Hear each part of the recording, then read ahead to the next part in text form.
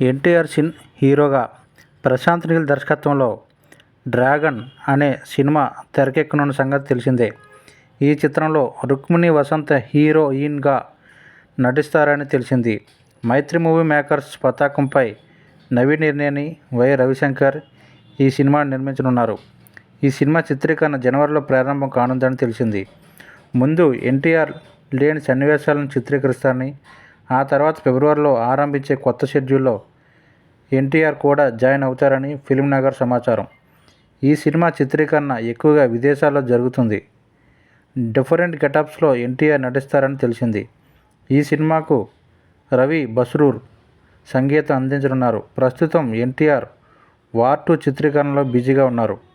ఈ సినిమాలో హృతిక్ రోషన్ మన హీరోగా నటిస్తున్నారు. ఆయన ముఖర్జీ దర్శకత్వం వహిస్తున్న ఈ spy action thriller movie August 14న విడుదల కానుంది.